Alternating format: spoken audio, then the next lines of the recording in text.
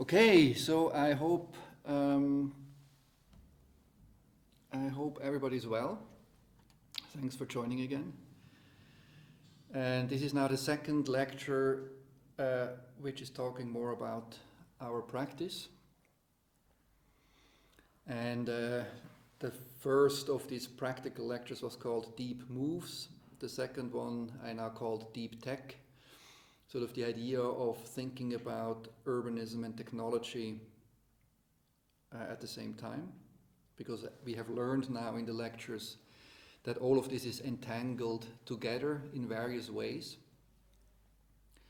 And the lives which we currently enjoy, highly connected, very global, with large access of all of us to ideas, economic opportunities, spaces and so on, would be unthinkable without this technology. And it's of course a term which I borrowed from tech, basically, technology, and also people who invest in technology. And there the term deep tech basically means technology in which you not only developing software, but the software has depth in that it is linked to particular hardware. So for example, an iPhone is an example, or Alexa is an example. So you have complex cloud services in the background, but at the same time you have a physical manifestation of this service vis-a-vis the consumer. You know, you have this in medical industry, you have it in agricultural industry, in aerospace, and so on. So the combination of hardware and software, increasingly not to sell commodities, but rather to sell services. That's the idea of deep tech. And when borrowing this term, I'm basically trying to describe this sort of link between hard and software also in cities, and this sort of link then back also to understand how this technological entanglement developed over time. So that's the origin of the idea.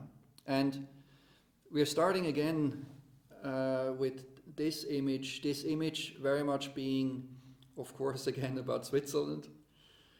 And what you see here is the European continent, Italy, bottom left, bottom right, France, top left. And you see here the arc of the Alpine rim with these white snowy mountains curling across the continent exactly at the moment where the Italian peninsula is grafted onto the larger body of Europe. So basically these mountains still rising every year by a couple of millimeters are a slow motion effect of a colossal wreckage with the African tectonic plate pushing into the Eurasian plate. And what now developed in this area is this nation state of Switzerland in between the urban system of Italy and the urban system of Northern Europe, enabled by those interactions and many forms of exchange, urban exchange, but of course also differentiated by these many valleys and niches and opportunities for people to live peaceful lives and to tinker on technological inventions. And that story I want to talk about today. You have to understand that Switzerland before industrialization was a poor country. So these are people arriving at Ellis Island in the new continent, the United States of America. And like so many other poor people arriving there, you know, Italians, Irish people, and so on. Also the Swiss were seen with some degree of suspicion at first, because of course always the poorest of them had to travel. And only through industrialization, step by step, Switzerland became this wealthy nation state it is today. And that has very much to do with this intersection of urban exchange of ideas, north-south, and many spatial niches, east-west. A national boundary which allowed these people to live fairly secure lives. You know, the Huguenots came from France, fleeing the pogroms there, which were directed against their faith, started to settle in Western Switzerland and were basically an important part of starting the Swiss watch industry. During the revolutionary times of around 1848, the sort of liberal revolutions which happened in all of Europe, Switzerland was one of the countries where this revolution actually succeeded. And after the reaction set in other nations, a lot of people actually migrated or emigrated to Switzerland because they were able to think freely. You know, a lot of professors came in that time, thinkers, but also entrepreneurs. In Switzerland, even Lenin was finding a refuge for quite a while before he was put into a sealed train wagon and sent back to Russia. So in this moment of, at the crosshair of the urban European system and the topographical differentiation of the Alpine Rim within the system boundaries of a tiny nation state, these industrial opportunities, of course, became interesting. And you see them here in gray all the way along the Alpine Rim, always in the valleys. In the valleys, of course, also, because there you had cheap energy in the form of running water. You know, water running downhill, which you could use to harvest energy from. And you had an eager population, poor, not very successful as farmers, and therefore willing to learn the new ways of industry and make a living. It was also the moment when railroads were the last best thing, the killer application of the age. And the first railroads were always private investments. You see here in black the first railroad systems which were built up to 1865. Then in green, what happened until 1885, and then in red, the very last extensions after the turn of the century. And only much later, these different railroad companies were fused together, at least in part, to the Swiss Federal Railway System, which we know today, which still has portions of Switzerland being served only by private companies. So these hills were linked to the world. Here, for example, the railroad line via the Bernina Pass, linking Switzerland to northern Italy. And they were increasingly, of course, not run anymore by coal, but by electrical power. So again here, these early forms of energy fueling this moment of industrialization which transformed this country from poor mercenaries and migrants to the industrialist, increasingly also banking-driven country we are today.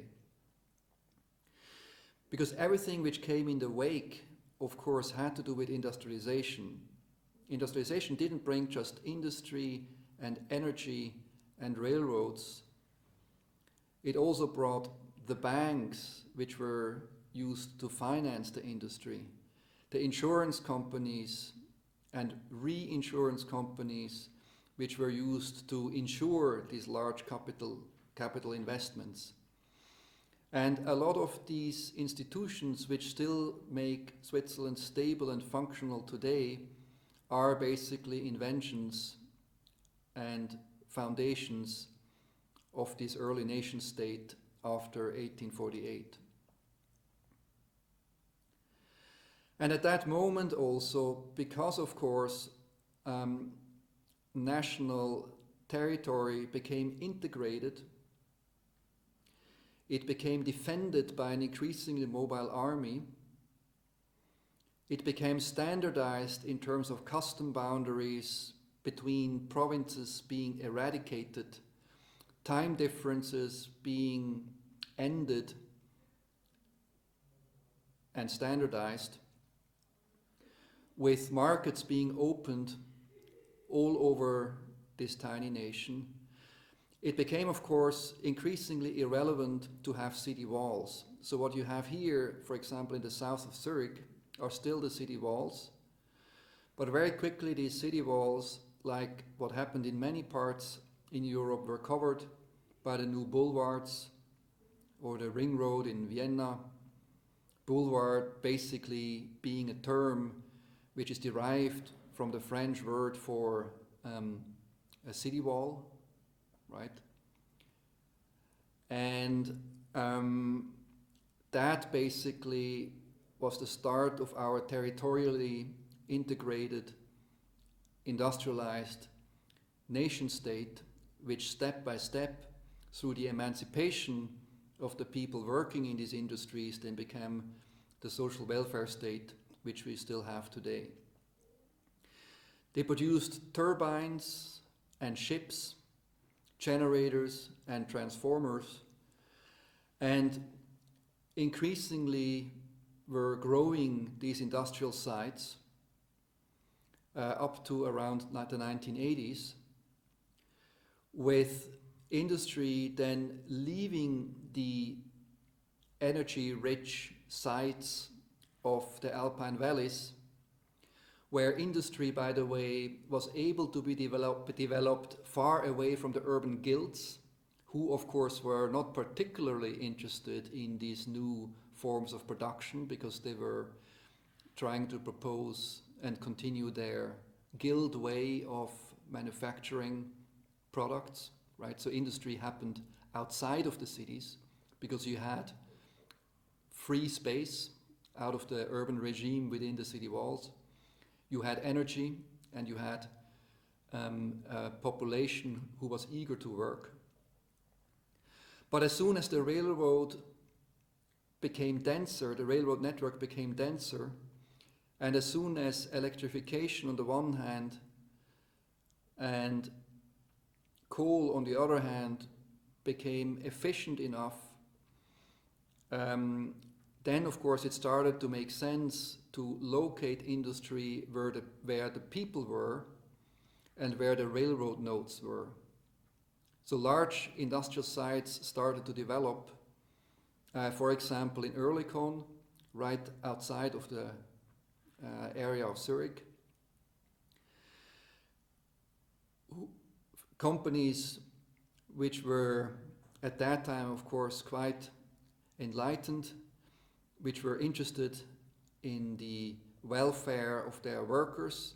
For example, here with that welfare building on the right-hand side with a beautiful park around it, which still exists today. And this entrance door into this entire site on the left, where people on the one hand produced calculators on the left-hand side, but also ammunition on the right-hand side.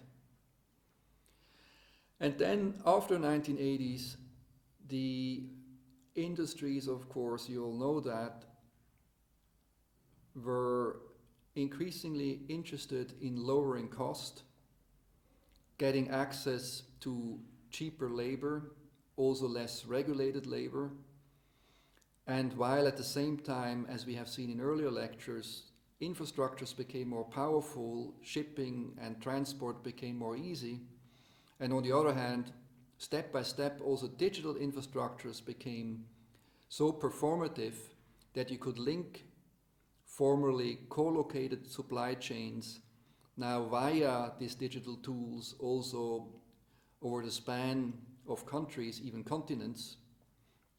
At that moment, of course, industry started moving out. So you have here old industrial areas, you have the new industrial areas increasingly going towards more value-added or more innovation-driven, more knowledge-based type of industries, while the former mechanical industries resulted in these large post-industrial sites, many of which are now being used for urban neighborhoods. So for example, there's Zurich Oerlikon, the same image you have seen before as a historical image, this from the other side now seen today, where large parts in the center of the image of these former industrial sites have now been turned into living, office, and so on. Again, something which happens all over the world, where former montage halls have been turned into parks, and where, however, still in these niches, towns, villages, valleys in the Alpine Rim, industry is present. However, today, of course, it's an industry which is not about mass production, not about mechanical production, but it's very much an industry being part of the knowledge economy. So for example, in these valleys, in between mountains, you have the place where the famous Swiss Army knife is being produced, Victorinox, by workers there from the valleys. Of course, by now also a fair amount of migrants. Migrants in Switzerland, by the way, is not a pejorative term at all. I'm 5/8 non-Swiss, even so I have a Swiss passport. 30% of the Swiss population is foreign-born, and about 1/3 of all couples are mixed. So, we are a kind of a melting pot of Europe. But you also have, of course, pharma industry, which followed. What is interesting is all of this goes back to textile. So in the beginning, the Swiss were working on textile, specifically in the eastern part of Switzerland, where textile industrialists, in the beginning still very manufactural, gave farmers an additional source of income. First with flax, which was local, then increasingly cotton was imported. Then, due to the sea blockade of Napoleon vis-à-vis England, British machinery, which originally was imported into Switzerland, running the first industries, was not available anymore, so the Swiss had to start building their own machines. And at the same time, they had to invent their own dyes. The dyes were the source of the chemical industry. The textile machinery was the source of the mechanical industry, and both of which, of course, is at the core of what Switzerland is still doing, but now in a much more specialized manner. So when you look at all the products which Switzerland exports, so these are finished products, there are portions of products around a variety of fields. Again, you see chemical, pharma, and mechanical at the top, what I just mentioned before. You see the watches bottom left, you see food, you see textile, you see gold. There's a big amount of gold production in Switzerland also, turning them into standardized forms of gold storage, of course. So when you look at everything Switzerland produces, then you can see which products and product classes are similar to each other. This is work done by Cesar Hidalgo at the MIT Media Lab, who analyzes what he calls the economic complexity of a country. And he defines the economic complexity as the spectrum of differentiated industrial goods a national economy is exporting. And he looks at the depth of complexity and innovation in each of these products, as well as he looks at the range of the products which are present in a national economy. And what he sees is interesting in a sense that when you characterize a national economy with the GDP, for example here the example of Chile versus Malaysia, then two countries might look extremely similar. So the GDP of Chile and the GDP of Malaysia are almost exactly the same. They have similar amounts of education, they're actually in many ways very similar countries. However, Chile's economy and GDP is very much based on resource extraction and exporting raw materials, mainly copper, versus Malaysia, whose export is dominated by industrial products, for example, here specifically electronic microcircuits. And Hidalgo argues that these countries might have the same GDP, and yet their economies are fundamentally different. Chile's economy is much less complex than Malaysia's economy. So there's much less knowledge involved. The people are less qualified, simply because the economic basis is a different one. What he also wrote in another paper is that economic complexity correlates to equality in terms of salaries and income. So the more complex an economy is, the more equal it tends to be in terms of income, which makes a huge amount of sense, of course, because in a highly complex, industrialized, very specialized knowledge economy, you need to treat your people well because they're your most important resource.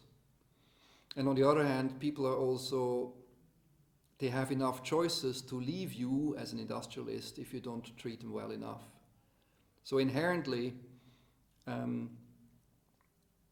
economic complexity scales with a certain equality in a national economy. So what you see here in the yellow rectangle top left is in black top left Chile, in black middle you see Malaysia again, and at the bottom right you see Switzerland. This doesn't mean Switzerland is a paradise, it also doesn't mean we are a highly equal society. It simply means that industry is not only an economic driver, it is also a political driver. And again, it shows us that economy, politics, and I would argue even space and urban development are all linked together. Because in my thinking, the origin of all of this is not Swiss ingenuity or that we somehow morally superior people, not at all, right? Again, we started being extremely poor, but what's interesting is that the combination of a highly differentiated subsidiary space with urban interactions and exchange leads to the co-development of space, industry and economy in a way which ultimately generates a certain degree of fairness and in that sense a fairly resilient economy. And this story of linking space, economy and governance is one which we want to tell in this book, The Industrious City, Urban Industry in the Digital Age. Of course, also seeing what digitalization does to all of this, because it both strengthens as well as undermines everything I have just told you right now. And it's also a book about some projects we are working on, and is, by the way, almost done printing, so we should have any day it should arrive in the office as a printed book. And I want to take you now on this journey to see a bit what this all means when you now look at these spaces a bit more precisely. This is Switzerland. In black you see the inhabited areas, so the settlements. You see this very diffused, decentralized way Switzerland is organized, completely different, for example, from Russia, where Moscow is a gigantic centralized dot. All opportunities are almost only located in Moscow. Ekaterinburg has some opportunities, maybe Vladivostok, but then quite soon the opportunities are gone, right? And if you are ambitious and want to do something with your life, you're almost forced to go to Moscow, study there, get a job there, because Moscow is the portal to the world, right? In Switzerland, these opportunities are more diffused, more decentralized. And I would argue they are such because of this very decentralized way in which value has been generated over time. Where in tiny places, in very provincial towns, little industries developed, like here the SIG Walzmühle Areal in Frauenfeld, driven by peripheral water power, where towns developed which gave people with ideas a space to settle. So for example, the Huguenots, which came from France, and to settle in a way where industry became a core part of the DNA of this town, where, for example, all of these longitudinal buildings you see here have workshops in the ground floors, illuminated by daylight from two sides, with apartments on top, La Chaux-de-Fonds and Le Local being these famous watchmaking towns, which are almost a kind of a watchmaking urbanism. You know, the entire town is built around the idea of production. But you then also have, over a series of steps, the development of global giants like Global Pharma, Roche and Novartis, for example, in Basel. Both of these extremely powerful global companies being located in this tiny town on the border between Switzerland and Germany. So here this tower by Herzog Dömeron on the right. And you also have Zurich, you know, where you have these layers of industry at the very core of the city, some being turned into living neighborhoods now. So for example, this entire part here is called Zurich West, which was formerly the location of, for example, Echevis, which was producing ships and sending them to all of the world. But this place now has in parts been turned into a living and working area, so working in terms of office working. But some industry is still there, embedded on the one hand spatially but also functionally into the city. And that means that this location mosaic of the larger metro region of Zurich, which we have seen in earlier lectures, is actually infused with the production of ideas, here in blue. For example, the ETH here, the downtown university district, the University of Zurich. So everything in blue has to do with the production of ideas, and everything in red has to do with the production of things. And when you now look into this production of things a bit more closely, then you see these vestiges of urban production which developed over the last 2.5 centuries, still embedded in the city. So places which in around 1900 looked like this still operate. Workers still find jobs, not as many as ever before, of course, but they still find jobs. And new building typologies are developing. For example, the Nerd, built by Beat Rothen, an architect in Winterthur. You know, on the one hand, on the right, containing a company which is involved in scenography, so they're building interior designs and event designs. But on the left, you have the famous Freitag bags, you know, a company which takes truck tarps and turns them into bags, which you might have seen. And you also have new companies, for example, a local startup which produces coffee machines. Or you have art which is being produced. So this former factory near St. Gallen is one of the hotspots of global art production, you know, where a lot of artists from all over the world, the US, China, and whatnot, are coming to produce their art pieces in this highly alchemistic manner, but in parts, of course, also being completely digitized. So what you see here is basically a gigantic CNC machine, which is able to produce very, very big sculptures, cutting away layer by layer and turning them into art.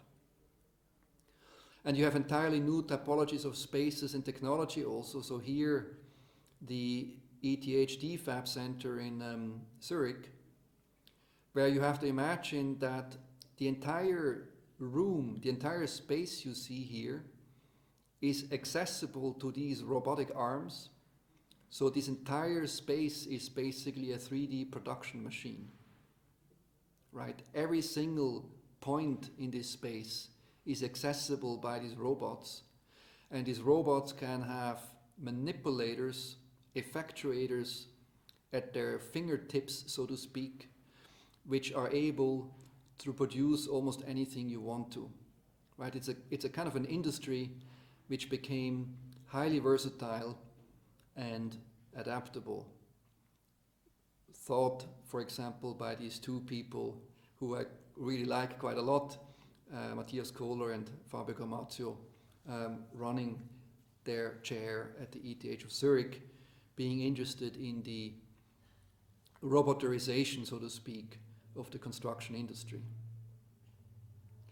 So that means the industry of today is spanning from the very digital, highly knowledge intense, to the traditional haptic, matter-based, but equally knowledge intense ways of production. And all of that can easily happen in the city, because knowledge workers want to live in cities, right? If industries become increasingly knowledge intensive, you need people who can run your machines and write your programs, and these people like to live in cities. So it is interesting for cities, for industries to be close to cities. Second point is that industry wants to be close to innovation centers, for example, universities. And finally, industry also wants to be close to consumer markets. So again, industry is interested in locating back into the city. So coming back from China, for example, and building a building in the center of one of these Swiss towns.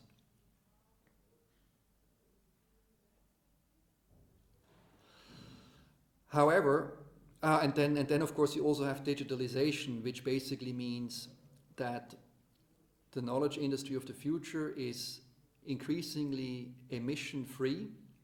It's less noisy, less dusty. It has smaller footprints, and it is consisting more of decentralized but networked units, less based on mass production, but rather on clever ways of mass customization, which you can do in networks of smaller companies. So the industry coming back to the city is very much an industry of a smaller scale, higher network, with increasingly digital means of organizing themselves. This has negative consequences also.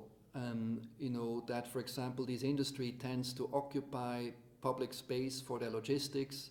It tends to stress the urban welfare system by all the people who are in the gig industry, maybe all of a sudden being out of a job. But again, as I said, it also has positive consequences. And the book is about the story of this new industry coming back. Now, importantly, however, there's another trend which happened over the last 20 years, which is actually working against this re-industrialization of cities. So a tendency of post-industrialization is now overlapping with a tendency of re-industrialization. So what you see here is one of these old urban production places, traditional, from the beginning of the last century, with a production hall on the back and the owner's living quarter in the front. And what you see here, these steel sticks basically indicate there will be a building built. This is a Swiss way of letting the neighbors know how high this building is. And if you don't like the height as a neighbor, you can go to the municipality or the city and basically argue against this new building. But basically it means this building will be demolished. So there's a lot of change where productive spaces and capabilities are demolished and taken out of the urban space. The same is true also, of course, here, where a lot of industry is disappearing.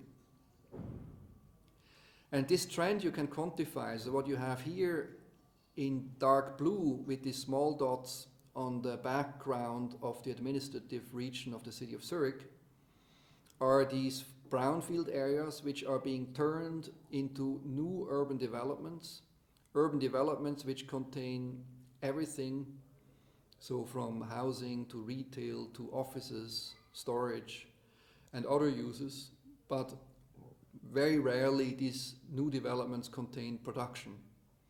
So we are losing productive capabilities, and at the same time we are seeing that industry would like to come back to the city. So for example, in the last 25 years we turned the blue area on the left into this mixed use area on the right, which sounds like a success story in many ways, gentrification, urban development, brownfield developments and so on. But it also means a loss of capability, a loss of resilience in that sense. Now the politics of Zurich reacted to that, and in 2007, and politically defined that all of these last industrial areas here in blue have to remain industry. That has two consequences. First of all, it still can be used by industry. You are allowed to make noise, etc. But at the same time, by keeping it industrial zone, you keep the land price low. And with that, you allow for this type of urban production developments to happen. Because urban industry cannot generate the same return on investments as office or housing. And so you need to force the developers and owners into keeping industry in many ways by political means. And with that, of course, you're also preventing your land market in the city from being fully gentrified, right? You're intervening in the urban land market. So these are projects we are working on in the office, which all have to do with this urban industry. And I want to show you 3 of them. The SBB workshop areas, the Swiss Federal Railway workshop areas, Technology Cluster Zug, and the Rheinmetall Air Defense area in Oerlikon. So these are the SBB Werkstätten. You have to know that the Swiss Federal Railways is, of course, a transport company, but a lot of the income they're generating right now is from real estate, because by improving and making more efficient their operations, they were able to liberate rail yards and montage halls and are turning them into highly profitable urban developments, cross-financing our public transport system. And also here, in these workshops, the locomotives and wagons which were repaired here are slowly leaving. And also here, the Swiss Federal Railway was, of course, interested in building housing. The city, however, as we have seen earlier, did not want to allow that, and they hired us as an office to make a secret study just for the city with some other stakeholders to figure out what we could do in terms of keeping this for urban production rather than for more highly profitable urban developments. So we had to look exactly how these site operates. Some of it is actually historically quite valuable. We also looked very precisely at the spatial typologies these new forms of urban industry actually needs. Because we didn't have a program, we didn't have a user, so we needed to figure out a way of program the area without programming it, right? So of giving the area the typological makeup or the typological structure in order to accommodate various forms of urban industry. So we argued that for urban industry of the future, you need labs for high-tech technology, you need workshops, you need ateliers, and you need meeting places. And different types of urban industries might use these spaces in different combinations. So for example, a startup which makes prosthetics might use some medtech and some workshop area. They have industrial designers working them and might also do physiotherapy. The gaming industry, they might do 3D printing, they're doing specific mobile applications and also interaction design and so on and so on. And these types of opportunities and spaces we were embedding in the city of Zurich, which is an academic place, a creative place, a place where also people still have an education in crafts and trades, and it's also an industrial space. So we were embedding it into the urban economy of the city. And then the question was very much, how can you open up and generate interfaces to these formerly closed areas with the aim of having this site grow together with the city. So we added squares, we added an inner path going through the halls and the open spaces. We added a new access road, which allowed us to place new buildings on the periphery where the railroad tracks might not be used anymore. and turned that therefore into a structured way of thinking about the future of this site, adding then our space typologies and proposing this as a kind of an urban production site, what we called the Zurich workshops, so that the area has both the structure and the identity in order to be a successful development. Another very similar question we were asked by a developer who is working with Rheinmetall Air Defense. So this is an air defense industry company with a seat in Düsseldorf and a local production area in Zurich.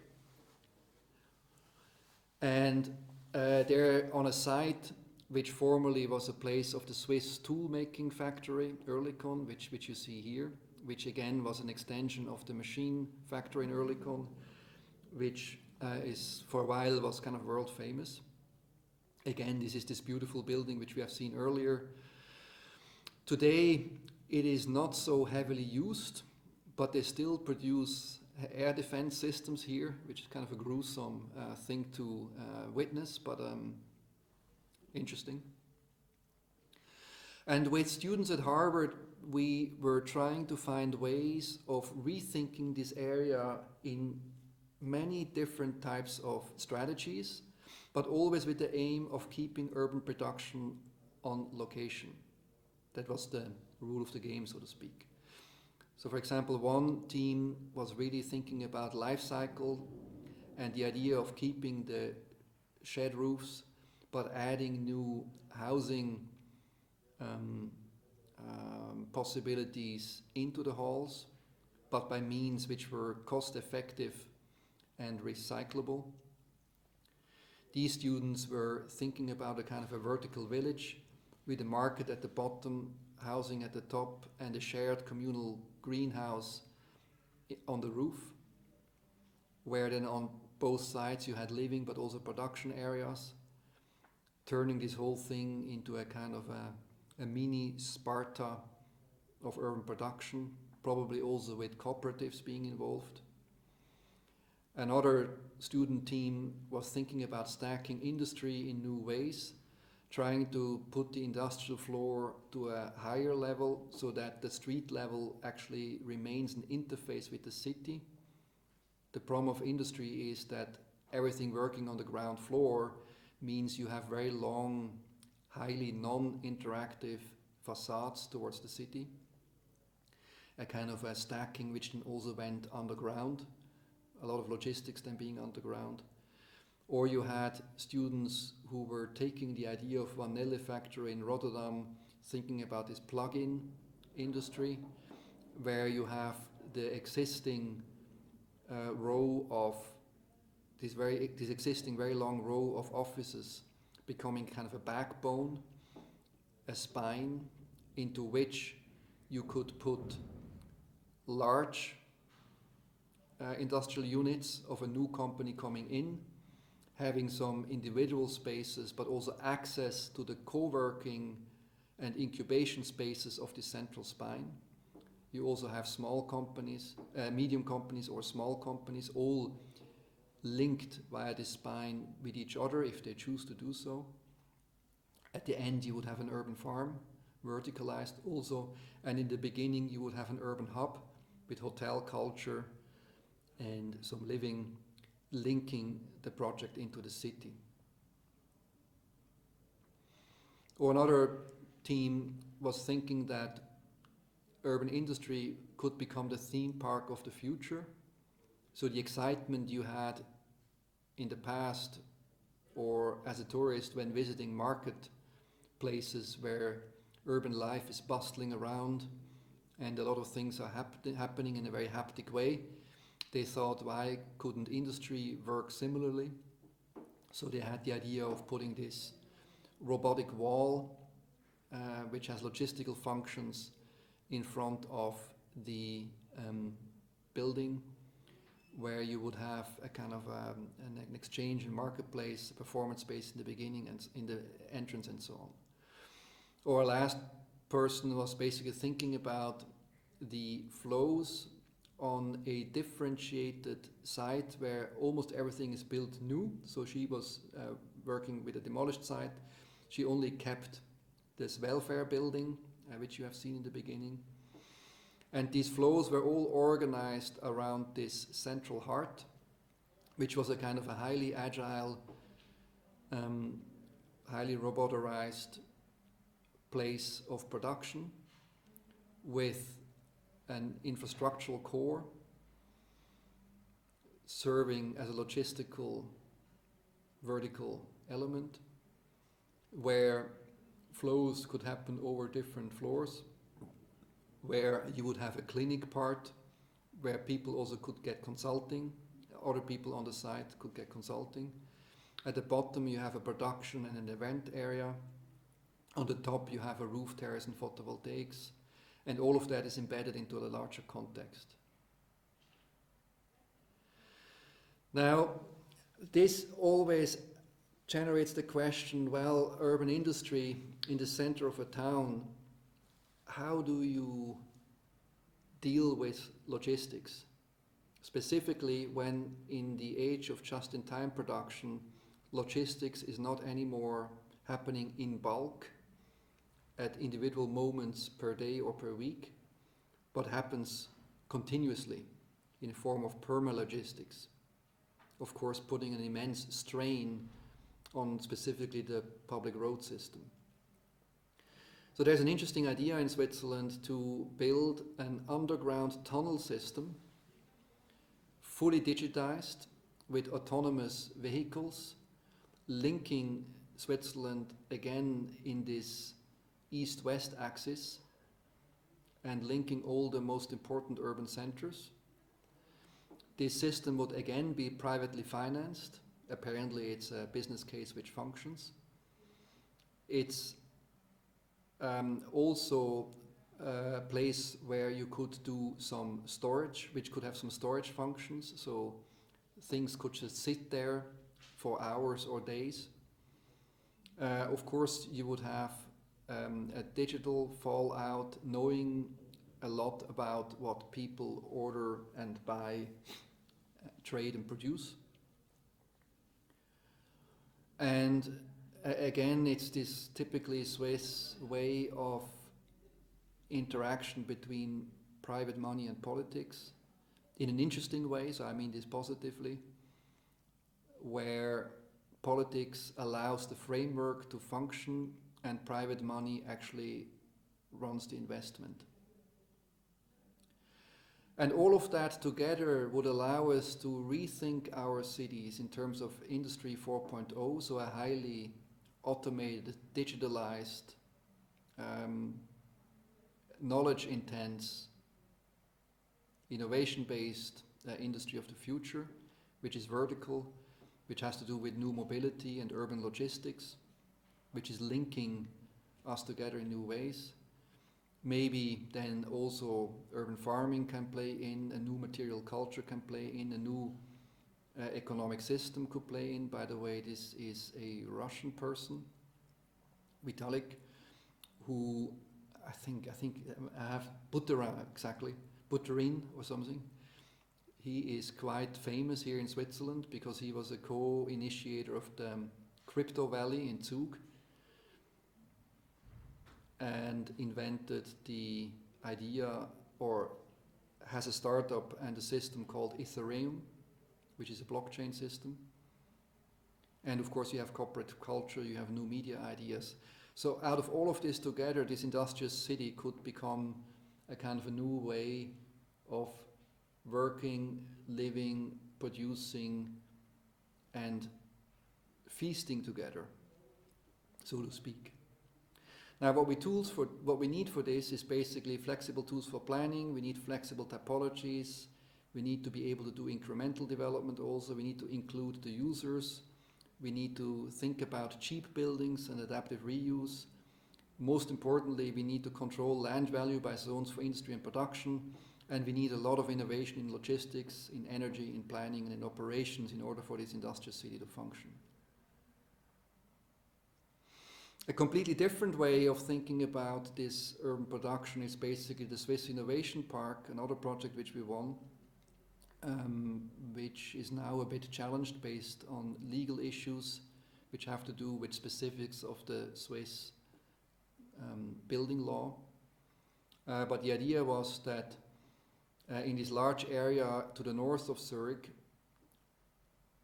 at a potential link via old country roads now being rediscovered, we could link together places of ideas, so ETH, university, maybe a new hospital, to this innovation park, which would be built on the former, or on an airfield formerly used by the Swiss Army.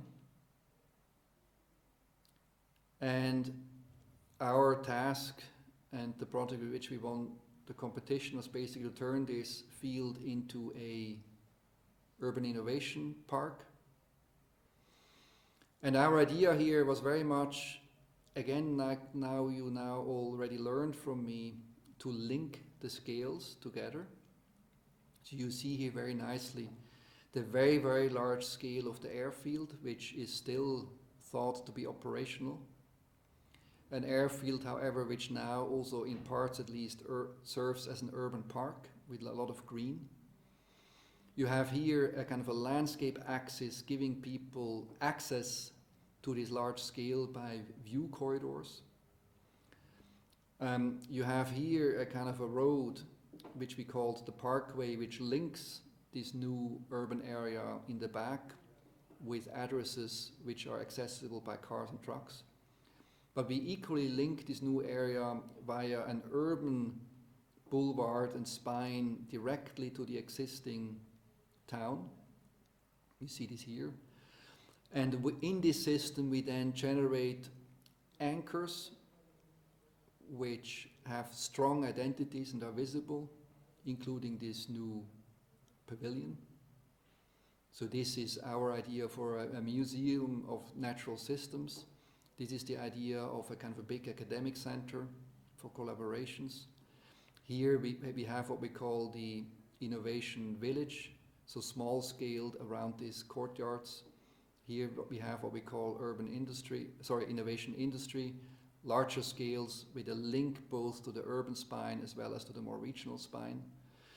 And all of that together, these different typologies allow us then to hopefully generate as many meaningful interactions as possible. So you see here again the large scale of the site. You see here the windows, the landscape windows into the site. You see the parkway going through, the boulevard going in, and small scale, larger scale, specific buildings all linked together, so that maybe in the future you can jog along this parkway, park on one side, urban industry on the other side, all of which was quite carefully developed in terms also of address roads and logistical roads, of this central boulevard having also tramway and tram stops, which give a higher degree of accessibility to the site. And the idea of this central boulevard was also that it's actually car-free, so you only have pedestrians and tram. And the idea would be that here you can have moments of urban interaction density, for example a cafe on the one hand, or also show windows of these global companies on the other hand. Here the idea of this axis, which is more cultural. On the left you have this historic hangar, on the right you would have this new museum of natural systems. Also here then a view into this new site. This now changed a lot, politically complex, etc., etc. So it doesn't have this clarity anymore, unfortunately, but it's still a kind of a super interesting project, which allows very dense moments, but also moments where you are really still connected to the topography of Switzerland. And then this would, of course, for example, develop step by step, where first the existing hangars would be used, for example, for the ETH, where then in the next step you would have a first site being developing. This pavilion, which originally was at the entrance, could move and always focus on moments of entry. Then you have a first academic module being built and a kind of a water management park being implemented. And this is now the pavilion which they have built already, which is functioning. Now the last architectural building I want to show you is the technology cluster of Zug.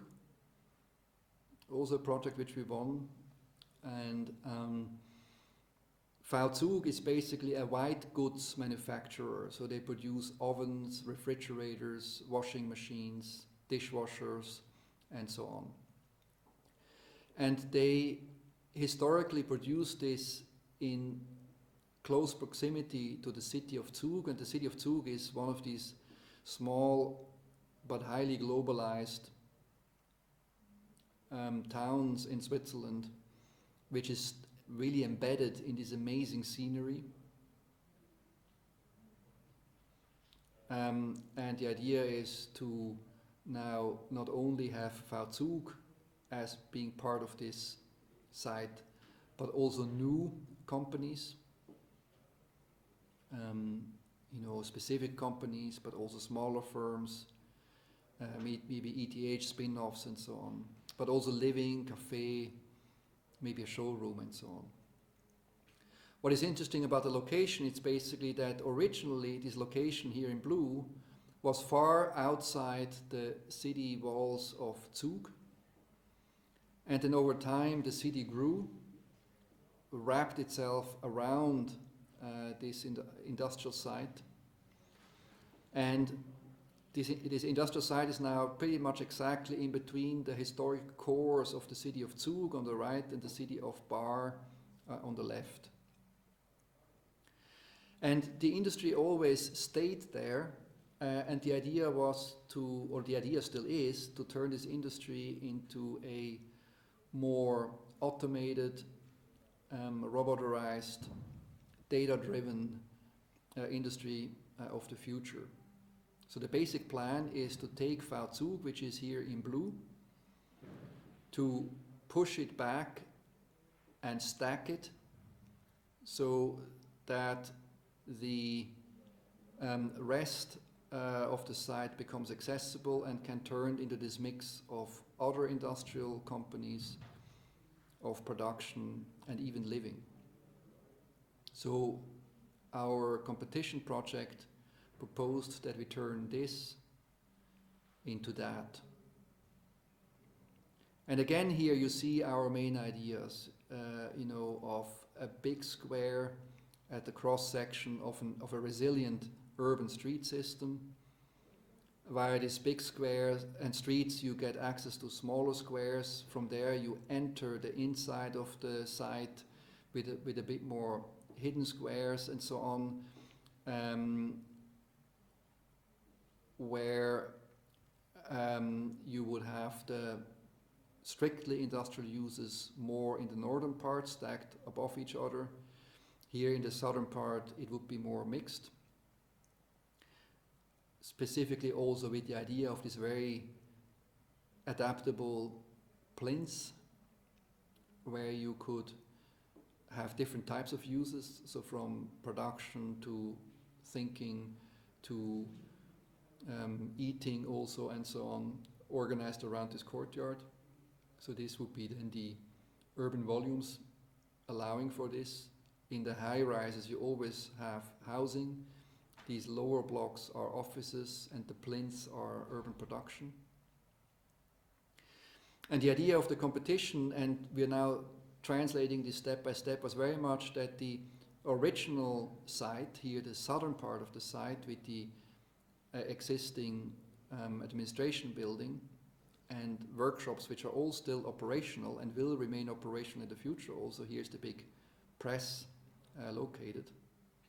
That we would take this site, we would analyze it, we would cut the public space system which we envision into the site, thereby already here allowing a different grain of industry to enter the location, new addresses being developed, fire protection being enabled, and temporary uses therefore being possible. And then step by step in this grid which we now already developed very early on, we would then place the new buildings. And basically this is what we're doing right now. It looks very different, but the idea remained intact. So the final aim is that instead of additional mass just being density, we're more interested in a density of interaction and possibilities and opportunities. So from the very large scale of this mountain in the back, you go to the urban scale. From the urban scale, you go to the area scale, to this alley, for example. And from the area, on the area scale, you have access to, let's say, stores. But you can also go to a more intimate scale of the courtyard, around which you have different types of functions. You have above a kind of a terrace, which is again a bit more intimate, for example, only serving these office workers, until finally you end up with the private loggias of the people living there. Again, a form of nesting. This site now has been turned into building, this idea now has been turned into building law and a kind of an abstract idea of planning it. The big difficulty is, of course, that we're really transforming an operational industrial site which has to keep operational the entire time of transformation. We planned that in detail over many changes already, turning this today's site in 2018 in phase 1 to the future site in 2045 in phase 8. I mean, all of this, of course, being highly hypothetical. And in this transformation plan, we are looking always at the rochade areas, so the places you need to demolish in order to generate space, into the new buildings and everything which happens underground, all of that over the course of 30 years. This is a particular building I show you quickly, which we developed for the site, which we didn't win, unfortunately, but it was our idea of how Zug could actually operate, now a montage level, and then we have the R&D floors above, looking down onto the montage. But another building we actually were doing, it's under construction right now. It's this mobility hub, where new forms of mobility are part of the program, so to speak.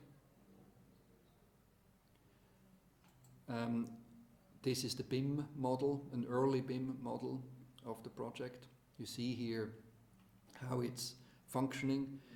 What is interesting is basically from the right you have the new peripheral road entering the city, and this mobility hub is right at the gate of this new smart city of Zug. And you basically have an underground which is public. Then from +1 upwards you have the parking lots of the workers. And in the middle you have a store, a very large craft store, so to speak. And in front here underneath the bridge you have what we call the terminal, where you can rent a bike or a scooter, where you have postal box services and so on. And above here, in the first floor, we have the exchange station, where in the future the idea is that an electric car, which is increasingly autonomous, could be left, while you are then taking the bridge, which brings you to the technology cluster Zug. The car would then automatically park itself. So the thinking was that we needed a floor space without columns, so that in the future these cars can also park more densely, and in general we wanted to make it future-proof. And then we wrapped the whole thing, this whole spiral, we wrapped with these aluminum walls, which on the one hand give light, are necessary for smoke evacuation in terms of fire, but at the same time also protect neighbors from the lights of the cars, right? So this is now the latest incarnation with a wooden facade in the way it is currently being built. The idea is, of course, that this line of the bridge, which starts at the technology cluster, brings you over the road to this terminal where you exchange your car, and then it brings you all the way up like a continuous line to the upper floors of the building.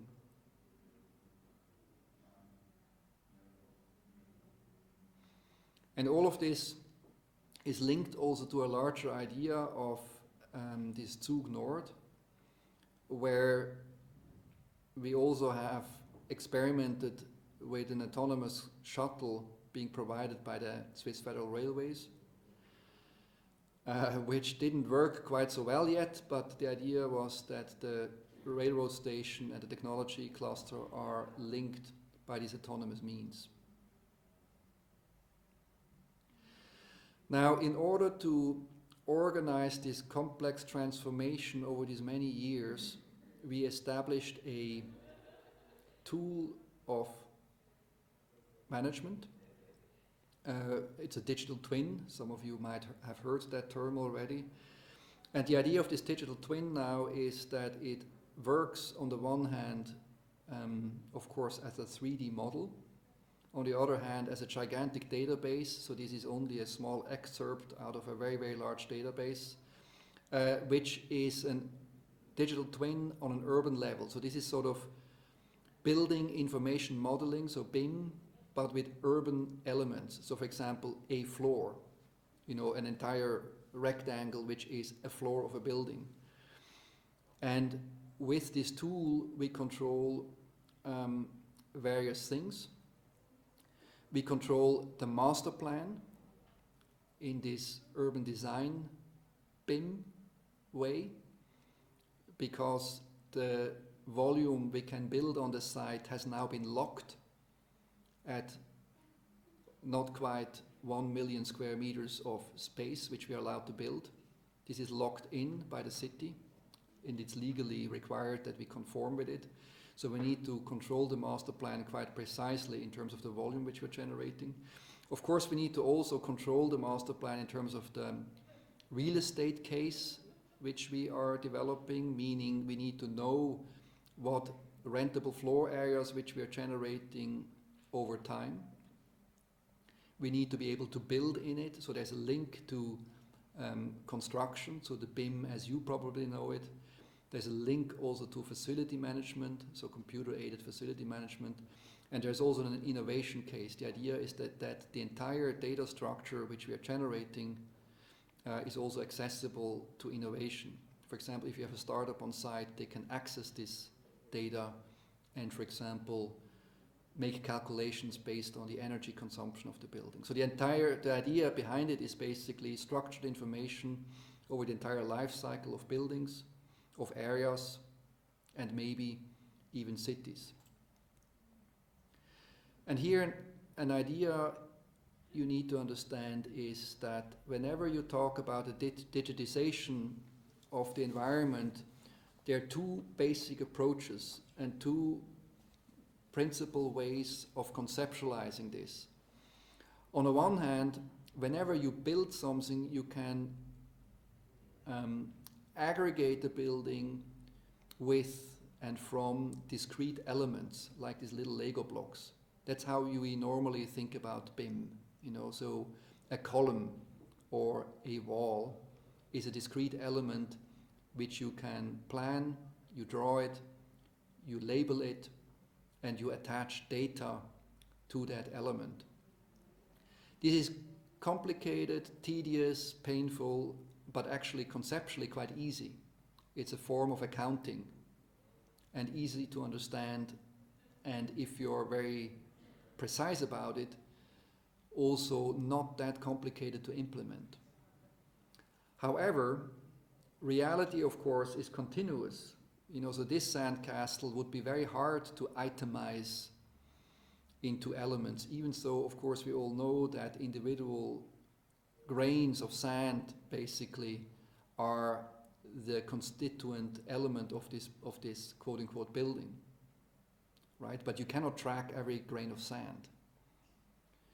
So that means you need to start scanning this continuous reality, and you need to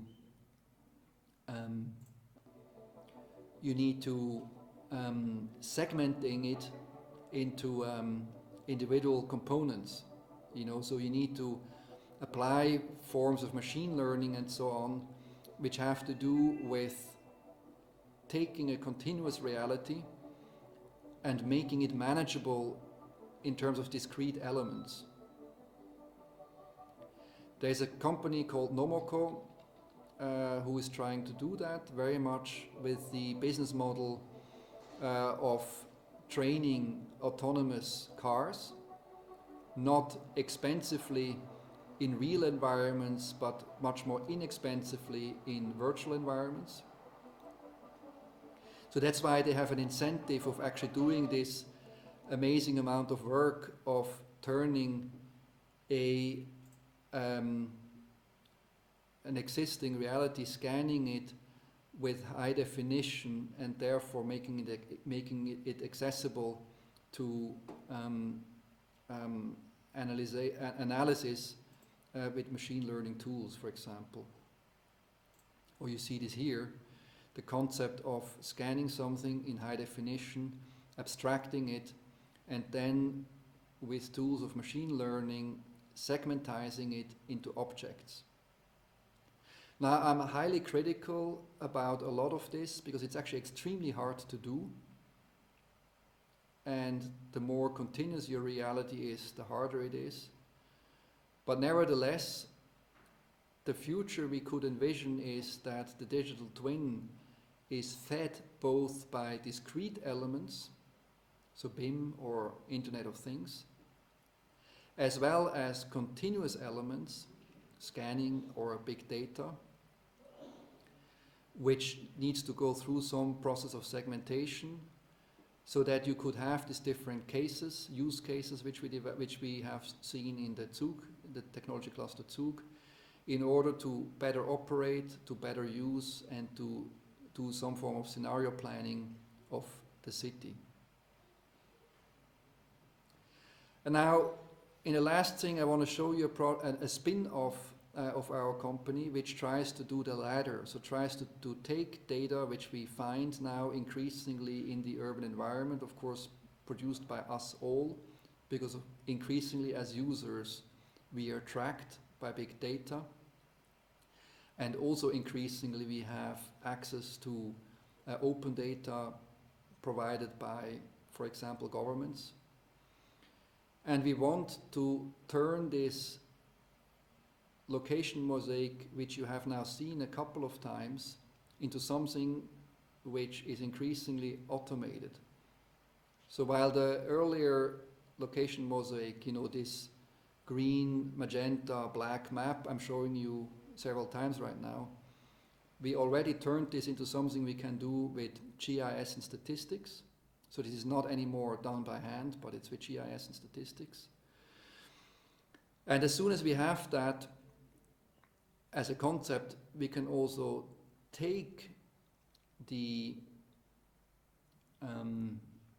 functional region of Zurich, turn that idea of this big database into a platform, and with that can establish a market and therefore a business case. Because what's happening right now is, of course, that everybody of us leaves data trails. This is one person over 3 years. And you see here the place he lives. You see here his favorite cafe. You see here our office. And magenta means the person is resting, sitting. In orange, you see the person in a transport system, here the public transport of the bus. And in blue, you see the person walking. This is basically Google location history analyzed with big data tools. And that allows us to jump from something we did with CAD and statistics, but very manually in the beginning, to something which we did with GIS and statistics here in the middle, to increasingly something which we can do with this open and big data, but in an increasingly automated way. And the idea, of course, is that we take our interest in spatial planning, we add digitalization and open government strategy so that we can do urban development smarter, evidence-based, and with forms of participation with our smart use platform as an integrated solution. This is the startup which we founded, which tries to bring together spatial planning, data, and governance. Very important, we need to add governance because there is an issue of privacy, data protection, and so on, which is inevitably important. But what it means is that when we think about urban densification, we can also, and we understand that spatial urban planning is changing from top-down to collaborative to evidence-based. Then out of that comes an opportunity and a necessity, which is that data and governance together can help spatial planning. And I quickly want to show you now what this could look like. So this is basically from our startup, CVD, Civic Data Intelligence, Uppsala. Now I need to realize I need to stop share and start sharing. Doink, doink. So I'm almost done, by the way, so no worries. I do this quickly. But again, CVD, Civic Data Intelligence, the team is growing. So next to the co-founders, Joris, Oleg, and myself, so spatial development, open data, urban design. We now have a CEO, a CTO, and a CEO. So architects and economists, but also biologists. She has a PhD in coral reef science, you know, the idea of diversity in space. We have condensed matter physics, so a physics background, programming, back end, another physics person programming front end. Again, the attempt of linking a spatial reality and political reality with an increasingly performing technological reality, so that we can prepare digital tools for the analog city. So we're still interested in analog spaces. The aim is always to enable the physical space with as much quality of life, economic and political opportunities as possible. But we are now adding a digital toolbox to this dream. So we want to know how these people use space and what they think about.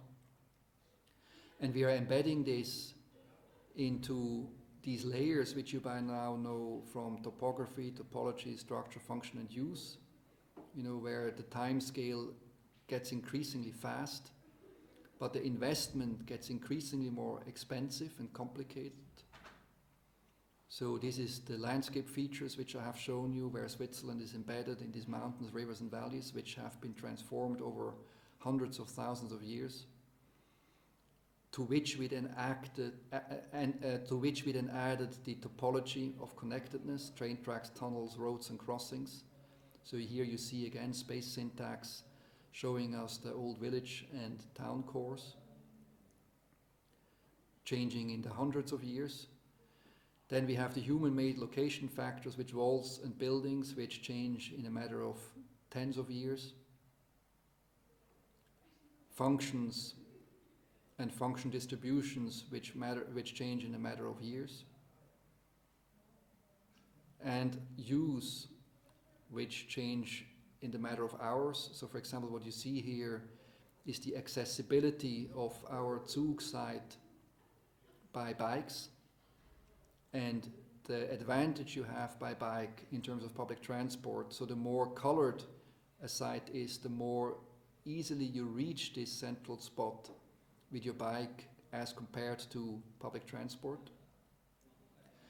And then finally, what we're doing also with a way of thinking originally established again by Cesar Hidalgo, we are also looking at how people perceive space, in that we always give people two images taken from Google Street View. I mean, not exactly that, but something like Google Street View. We let them make choices which image they find more appealing. We then, with these choices, train a machine learning algorithm, and with this machine algorithm, we are then not only looking at individual spots on streets, but we're looking at all the streets. So we have around 30,000 data points of individual choices, citizen opinion, so to speak, and we can turn these individual choices into an assessment of all public spaces in a city. And what is beautiful is, of course, is that it's kind of augmented civic data. So we have civic data as an entry point, 30,000 of them, and we turn that by machine learning into an augmented civic desire, right? It's a kind of a representative democracy augmented by machine learning. And again, this you of course know that the larger scale acts on the smaller scale by forcing and enslaving, and on the other hand, we are able to, with our many moments of interaction with the physical, we are able to also change these larger scales. But the bigger you go in terms of scale, the more expensive and complicated it gets. But in order to argue for these larger changes and to better use the smaller units, more fastly changing units, we are basically with CVD trying to bring data together from very different sources, so from open data, from data which is not currently accessible, to crowdsourced data, in order to look at these topics from climate, energy to tourism, with the platform we call Gemeindescan, which is kind of as standardized and simple that municipalities can use it. We have a data pipeline on the one hand from GIS, on the other hand from other sources, where we pre-organize the data, for example, with Python scripts and other things, into frictionless data packages, frictionless being a particular type of data standard, and are then analyzing and viewing it with these node tools. The idea is to have many different microservices which we are currently establishing, pipelines of aggregating data in a way where it becomes usable and can then be, on the one hand, used by individual users but also by larger user sets. For example, analyzing with telecom data road traffic in a way where we can show which part of the traffic jam on a street is generated by local traffic, regional, interregional traffic, or by transit traffic. So you see here, for example, a particular mountain or hill pass in near Zurich. You see that around 2/3 is transit traffic, which ideally actually would use a highway, but is now using a kind of a cantonal, so a more local street. So basically we can look at a road and see the constitution of a traffic jam. We can also see in the same project where this traffic is coming from, which part of the traffic is regular, so this is commuter traffic, which part is irregular, so leisure traffic. We can also look at public transport reachability compared with population density and work density.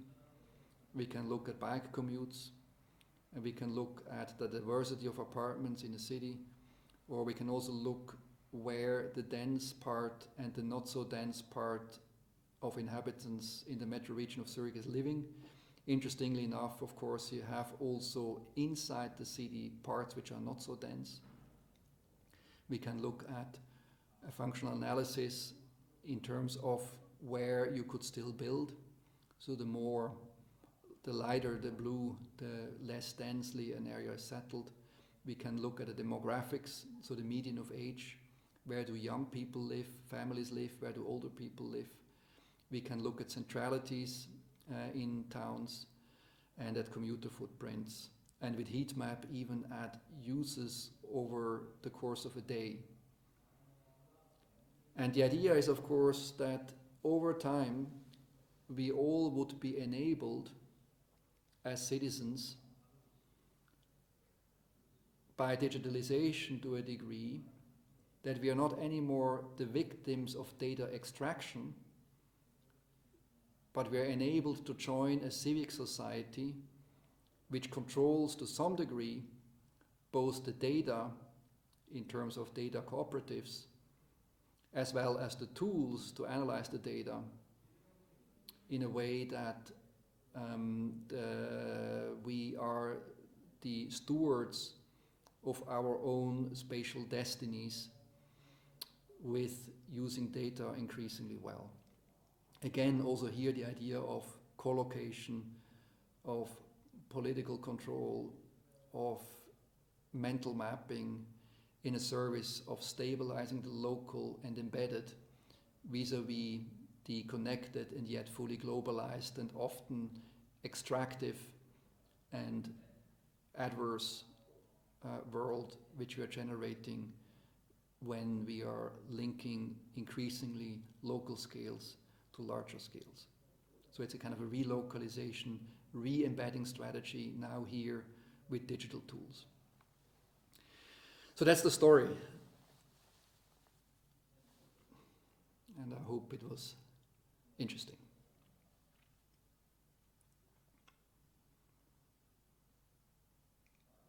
Thank you so much, Markus. It was, as usual, super interesting and very beautiful projects. So, guys, do you have questions or remarks or some ideas?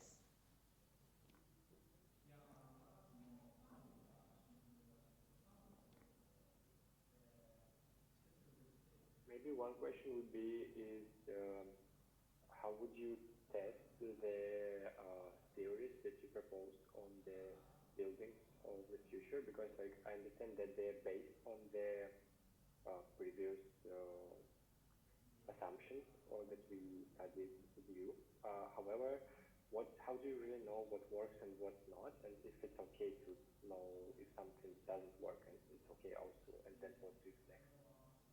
Okay, again, you're always asking the good questions. First of all, again, whatever I'm telling you might seem complete, but I'm painfully aware about everything I do not know. So, to some degree, not knowing is a fact both of life as well of professional existence. There are two tools to counteract that, or three tools actually. One tool is to build structures with a certain flexibility, or what is now fashionably called resilience. The second tool is to learn from the past to project the future by understanding dynamics which are inherent in what you do.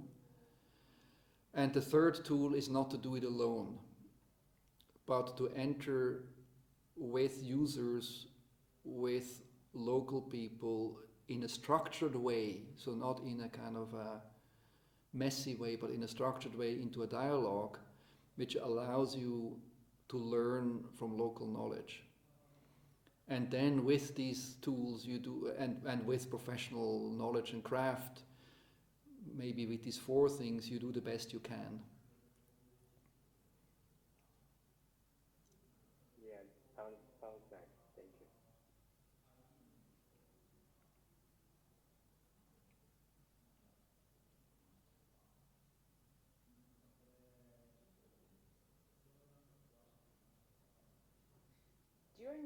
During your lecture, I thought about during the first part of your lecture, I thought about this kind of deindustrialization of the cities in comparison with Moscow. And that's also always interesting for me, and it's really connected with our previous discussion after the previous lecture when Alberta asked you about this investment. So it seems for me that the situation is again the following: that the role of a person who proposed the project is highly important, because you always need kind of negotiate, and you need a kind of present the project in a good way, because in Moscow we had already a lot of projects, and we had lots of competitions about these industrial areas, and as like what I see now, so the investment wins. So it means that all redevelopments right now are turning into square meters again, not into these diversity of functions and basically amount of interactions you can have in the city. So maybe the case of Switzerland is a really special one, but it's also interesting for me. Do you have any ideas on how maybe in other countries, maybe how can we approach it in another countries? So when where the let's say the state is more powerful in decision making and so on. So when where local people can't have this power of decision making, how do you approach it, like from the point of a professional? Again, it's a very good question.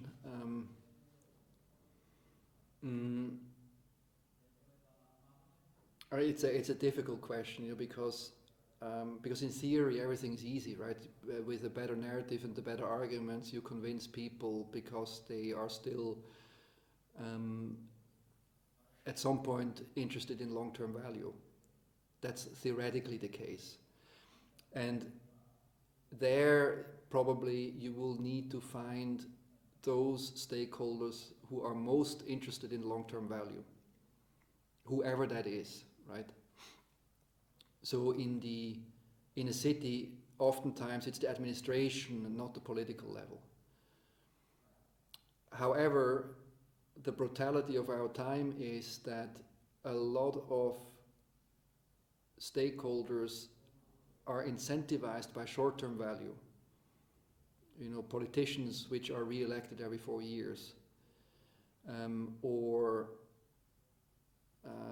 let's say developers who sell the project as soon as they possibly can.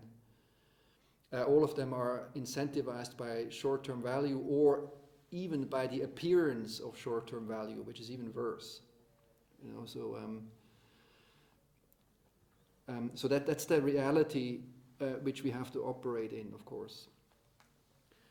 And therefore, you need a lot of levels on which to act.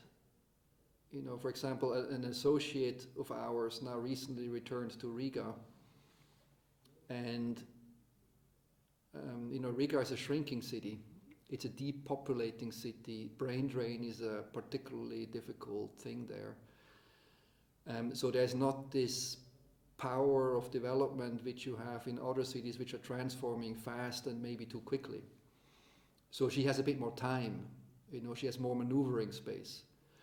But still, the approach she's now taking is, on the one hand, politically sort of talk to the right people, networking yourself, also with people who support your ideas. Secondly, academically, that you try to position ideas so that they are visible in an academic context, but radiate out into the larger cultural context. Then thirdly, you try to find good clients. You avoid bad clients. This is one of the key things, you know. As an architect, you are on the one hand extremely powerful because you bring oftentimes the narrative, but the actual reality of being an architect is of course much more banal, because you build things with other people's money, and that means you're unbelievably powerless most of the time. So key is to work with the right clients and also activate communities, you know, so use communities as a resource, because the problems of the users are the resource you are working with as an architect. That means participation, which oftentimes is politically legitimizing difficult projects, right? So it's a pro forma involvement of communities. That's actually a gigantic mistake, because what local communities can help you with is in differentiating and diversifying your ideas to a degree that they become more quote unquote sustainable or resilient in the best of all worlds. Again, this is really complicated. So I think the problem you bring up with your question is that there's no single answer, but you have to act on all of these levels, and therefore also, very importantly, don't do things alone. You know, the biggest stupidity of architects, because they're also forced into this market logic where stars rule, is that they don't cooperate, right? So architects have been forced into this individualistic form-giving role, which basically completely incapacitates them politically, right? So you are treated as a star, you come in, you give a kind of a signature form, but at the same time, by doing that, oftentimes you lose a lot of the cooperation with other architects, which potentially would be possible also. So there I would, and probably you need to go a kind of a middle ground. But again, I think an important answer is, I think, in my opinion at least, the age of the stars is closing, and the age of well-networked, cooperative professionals of goodwill is maybe starting, you know. And I think you working and studying in this international incubator, the Higher School of Economics, maybe this is also a way and a platform to generate the kinds of contacts and the set of narratives which allow them to have maybe a bit more meaningful professional existences than you were completely isolated working for your local developer. But again, it's a complicated question with an answer which is not easy. Thanks a lot. So who are you actually? Are all of you architects, or like what's the mix? I am an architect. Cool. Okay. So I'm an architect. Yeah. And I guess these are the only two architects in this group. Because I'm a digital designer, and other guys will probably sell for themselves. Yeah, no, I think very interesting. Again, I think the advantage of a course like this is, of course, that you really think interdisciplinarily or transdisciplinarily about the question, what is a city? right? So I think this is an absolutely key thing to do. At the same time, the Achilles heel of an operation like that is, of course, that you all become fuzzy generalists, right? That you have insights, but are not able to operationalize your insights in the daily life of an architect. So maybe you go back and become, you're now a digital designer who has seen more things. So okay, but so what the hell do you do with it? Does it really affect you in your professional life? Are you able at some point to co-develop a new operating system for a neighborhood, thereby enabling a local community to take better charge of their environment? Are you able to do that in collaboration with one of your colleagues at the course, right? Or are you going back and just enter another web agency or whatever you do, right? And I think the difficulty is and will be, what are your professional tools? Like what is a framework of thinking which enables you on the one hand, but on the other hand you need professional tools. You need to be really good at something in order to have a platform from which you can act. And to strike that balance is extremely hard. I mean, it took me 15 years to become a decent architect after having been a biologist, And I could not have done it alone, so I can only do it with an office because my specific type of thinking is too broad to, for example, be really good at detailing, right? I'm not, I can differentiate a good and a bad detail, but I would not have the patience to develop it myself. And I think so you need to have a grand picture and at the same time a professional toolkit, and then a huge amount of patience. So I think you need all of that. But my message is, only good ideas will not help you,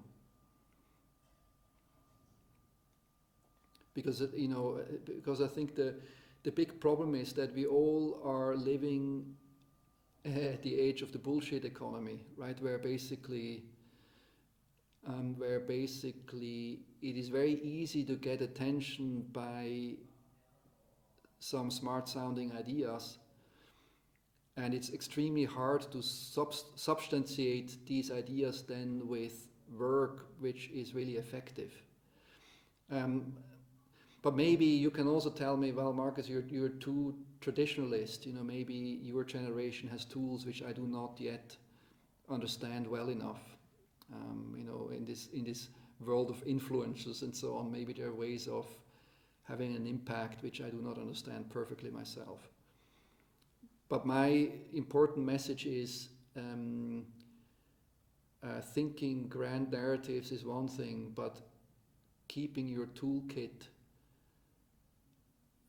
active, working, and increasingly improve it is another thing you really need to do. Also, for example, when you're looking for a job, you're being hired because you're inevitable, right? And in order to be inevitable, you need to have some things you're really good at. Yeah, I would totally agree with the idea that someone has to do the job well, because otherwise we would not get the pictures that you show us in these projects that again, it's a lot of time spent on the very work, the very essence of the work, like working with the tools. Of course, this is the only thing that can get us to any kind of result. And besides that, there should be people able to build this kind of buildings. And of course, it's a lot of work, I understand that. So yeah, these ideas that you proposed to us about the toolkit are also important. I can see them in the future being kind of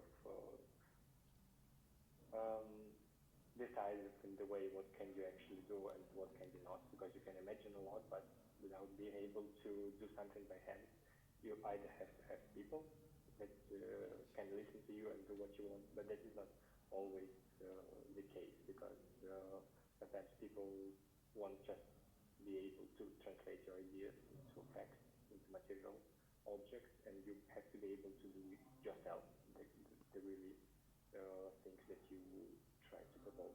Mhm. But you know, for example, it is very easy to be impressed by the images we show, but for example, really building, you know, to really turn these images into reality, into built reality, is something which we still have to prove. You know, we haven't built so much yet. And I know brutally and painfully all the things which can go wrong from translating these images into built reality. You know, they go wrong in so many ways. So an architectural practice is also very much the story of everything which can go wrong, because as an architect you can screw up in so many ways. It's insane. Because of course you're really exposed to the complexity of the world, you know, and that makes you vulnerable on every possible level thinkable, and you somehow need to deal with that. And then the second thing I wanted to say, what I really admire about digital designers and specifically also software engineers, is a kind of a professional code I see with some of the best people I have been working with, both now with our startup but also in earlier projects. For example, in the Volkswagen project I have shown you, or even earlier when I was working with Kohlhaas on the Prada projects. You know, there are software engineers who are like the stonemasons in the Middle Ages, traveling from project to project and bringing their toolkit and knowledge, and with that building these contemporary software cathedrals, which of course are highly collaborative, complex works, which however is made possible by people with talent. And that I also greatly admire as a way of existing in this world. And so I think there's also an ability to learn from each other in terms of the respective toolkits each of you have. You know, so how is somebody able to have a voice, both individually as well as in a group? And also here, this transdisciplinary work I think is highly educational and really interesting.